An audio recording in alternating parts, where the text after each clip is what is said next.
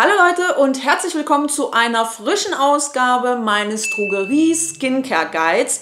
Falls ihr mir schon ein bisschen länger folgt, dann wisst ihr, dass ich zumindest versuche, diese Videos in regelmäßigen Abständen zu machen und euch tolle Drogerieprodukte zu zeigen, die auch noch günstig sind. Das heißt, falls ihr in dem heutigen Video eins eurer absolut liebsten Produkte nicht finden solltet, dann schaut euch unbedingt meinen älteren Content dazu an. Ich versuche natürlich auch so gut es geht, alles dazu unten in der Infobox zu verlinken. Ich habe mich dazu entschlossen, meinen Drogerie Skincare Guide in 2 Teilen abzudrehen. Das heißt, heute werde ich euch Cleanser, Toner und Seren zeigen, die ich persönlich gut finde.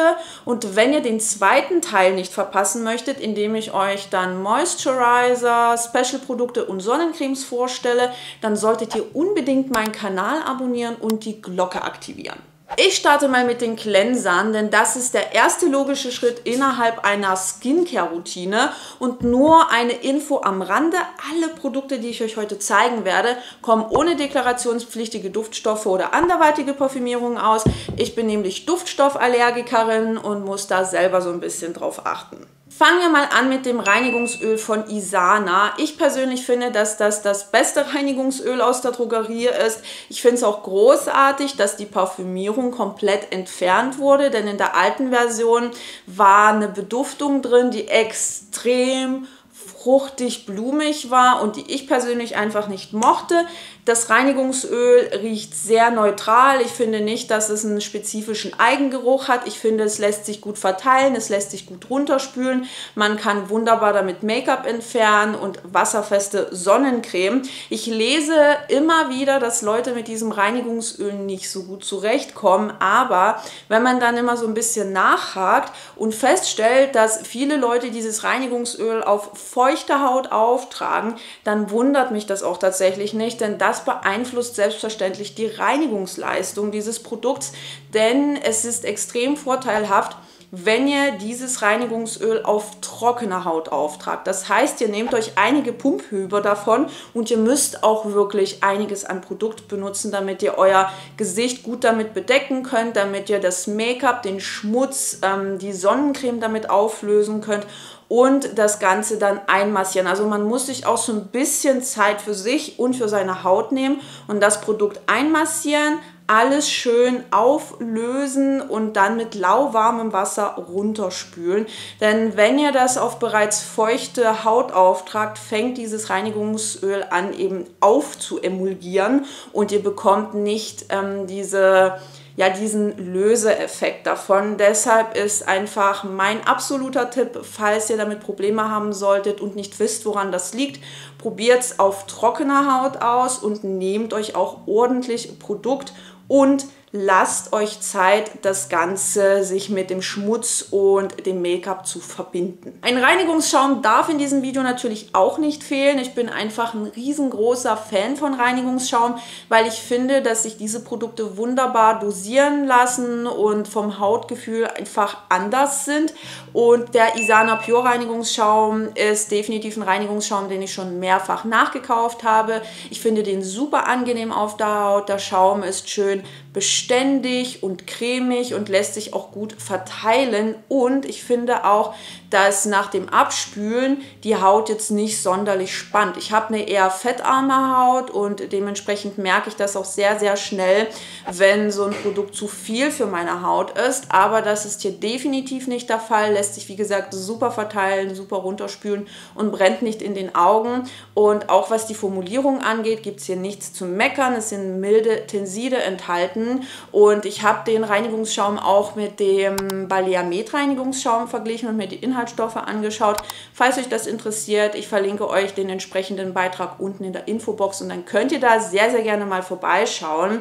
Was ich aber immer wieder lese, ist, dass viele Leute den Isana Pure Reinigungsschaum nicht so gut vertragen oder das Gefühl haben, dass er ihre Haut reizt.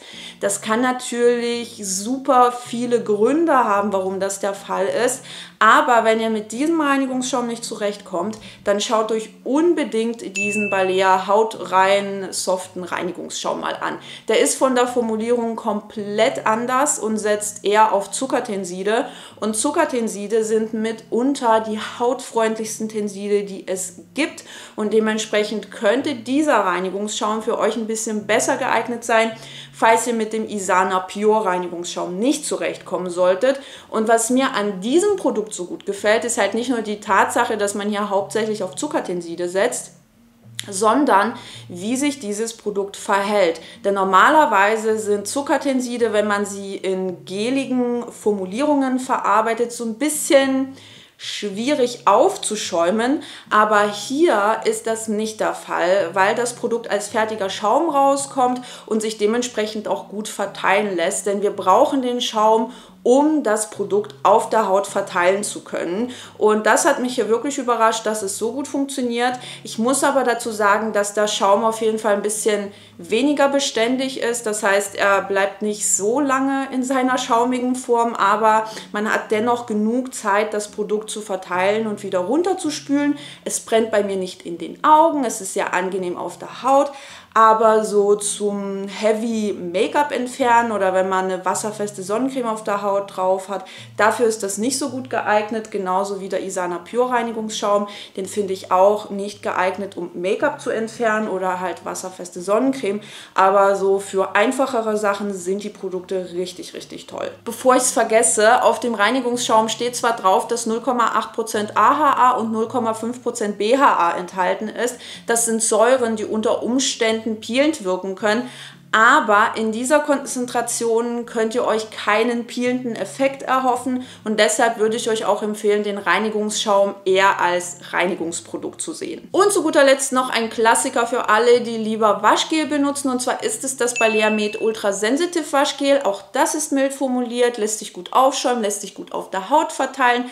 Aber ich muss dazu sagen, dass ich seit einiger Zeit kein großer Fan mehr von Waschgelen bin, weil ich lieber Reinigungsschaum oder einen Ölcleanser verwende. Und ich muss bei diesem Waschgel feststellen, dass es für meine fettarme Haut einfach too much ist und sie am Ende der Reinigung noch trockener macht. Dann sind wir schon bei einer meiner absolut liebsten Hautpflegekategorien angelangt, und zwar Toner bzw. Gesichtswässerchen. Und hier habe ich 3 Produkte am Start. Ich würde mal mit dem Isana Pure Toner anfangen, weil das einfach ein Produkt ist, auf das ich immer wieder zurückgreife und das ich mir bereits mehrfach nachgekauft habe. Ich persönlich finde es großartig, vor allem für morgens, wenn ich meine abendliche Hautpflege so ein bisschen entfernen möchte. Ich gehöre nämlich zu den Menschen, die morgens ihre Haut nicht reinigen, weil ich über Nacht nicht sonderlich viel Talg auf der Haut habe. Also meine Haut ist frühs eher trocken und nicht unbedingt ölig. Deshalb will ich meine Haut natürlich auch nicht noch zusätzlich damit belasten und das bisschen Öl, was da drauf ist, entfernen oder mit einem Reiniger wieder abwaschen. Deshalb greife ich frühs am liebsten einfach auf so ein Wattepad, auf so ein wiederverwendbares Wattepad mit diesem Gesichtswasser zurück und tupfe damit so ein bisschen über mein Gesicht, um die Überreste meiner Abendpflege zu entfernen. Und dafür eignet sich dieses Gesichtswasser richtig, richtig gut, weil es nicht nur günstig ist, sondern auch mild formuliert ist und auch einige feuchtigkeitsbindende Inhaltsstoffe enthält. Das Q&A Niacinamid Gesichtswasser soll 5% Niacinamid enthalten. Das ist eine Info, die ich von Q&A direkt bekommen habe. Und das ist eine Konzentration, die unter Umständen hilfreich bei Pigmentflecken sein kann. Ich persönlich bin jetzt kein großer Fan von dem Gesichtswasser, weil es mir einfach zu klebrig auf der Haut ist. Aber da das extrem subjektiv ist, könnt ihr euch dieses Produkt natürlich dennoch anschauen.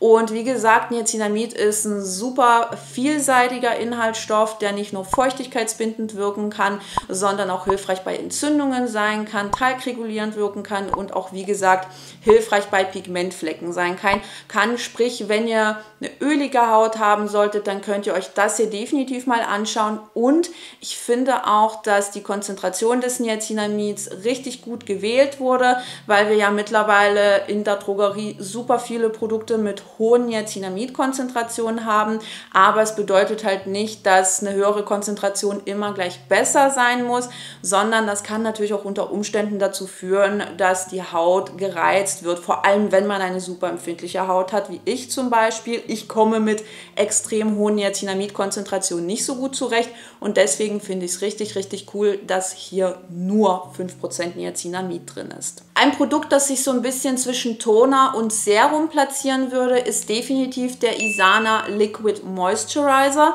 Ich finde nämlich nicht, dass das unbedingt ein Serum ist, aber es ist jetzt auch nicht dieses typisch wässrige Gesichtswasser, sondern dieses Produkt hat einfach ein kleines bisschen mehr Grip, ein bisschen mehr Konsistenz. Sprich, wenn ihr diese super flüssigen Produkte nicht mögt, dann könnte euch der Isana Liquid Moisturizer richtig gut gefallen. Ich finde, zu dem Preis kriegt man ein toll formuliertes Produkt, das super viele feuchtigkeitsbindende Inhaltsstoffe enthält und auch beruhigende Inhaltsstoffe enthält. Mir persönlich ist das Produkt ein kleines bisschen zu klebrig auf der Haut und sobald man anfängt, dann ein bisschen zu viel auf die Haut aufzutragen, wird es etwas unangenehm. Aber wenn euch das nicht stört und ihr einfach nur ein Produkt sucht, das der Haut Feuchtigkeit zuführt, was auch so ein bisschen beruhigend ist, dann schaut euch das unbedingt mal an. Bei den Serien würde ich zunächst einmal mit den Produkten anfangen, die der Haut eher Feuchtigkeit zuführen. Und da habe ich als erstes das Diadermin Lift and Glow Anti-Age Serum am Start mit 2% purer Hyaluronsäure. Hier ist natürlich keine pure Hyaluronsäure enthalten, sondern Natriumhyaluronat. Und ich weiß auch ehrlich gesagt nicht, warum Marken immer wieder mit purer oder reiner Hyaluronsäure werben, wenn das gar nicht in ihrem Produkt enthalten ist. Denn normalerweise wird Hyaluronsäure auch nicht unbedingt in Kosmetikprodukten benutzt, weil dieser Stoff im Vergleich zu zum Beispiel Natriumhyaluronat ein bisschen schwieriger in der Verarbeitung ist und auch kein so angenehmes Hautgefühl erzeugt.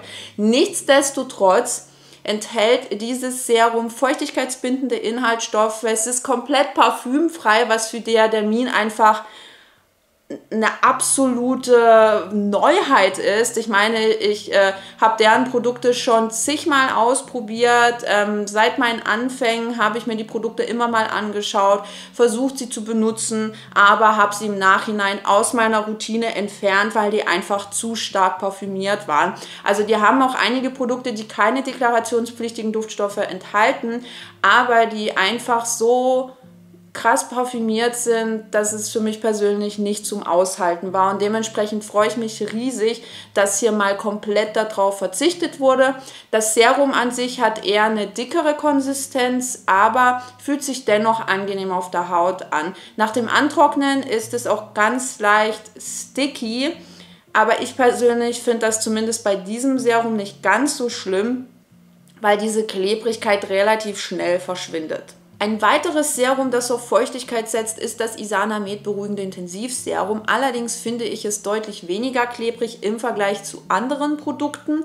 Und das ist auch aus meiner Sicht noch ein Serum. Klar hat das eher so eine cremige Konsistenz, aber es lässt sich immer noch gut mit dem Dropper dosieren, lässt sich gut verteilen und sobald man das einarbeitet, wird das schön wässrig, leicht auf der Haut. Das kann man ja leider nicht von allen Serien behaupten, die man aktuell in der Drogerie vorfinden kann. Viele davon sind einfach nur Moisturizer, die in solche Verpackungen gepackt werden und die man dann überhaupt nicht mit der Pipette dosieren kann. Die nächsten zwei Serien sind so ein bisschen speziell und zwar habe ich hier einmal das Isana Ceramide Verwöhnserum, das der Haut nicht nur Feuchtigkeit zuführt, sondern zusätzlich die Hautbarriere unterstützt. Das heißt, wenn ihr eurer Haut noch ein bisschen mehr geben möchtet, wenn ihr sie noch ein bisschen mehr supporten möchtet, dann schaut euch unbedingt dieses Serum mal an. Ein Serum, das zu den absoluten Klassikern gehört, ist das Isana Age Performance Intensiv Serum. Ich habe ja darüber bereits vor Jahren auf meinem Blog geschrieben. Ich muss mal schauen,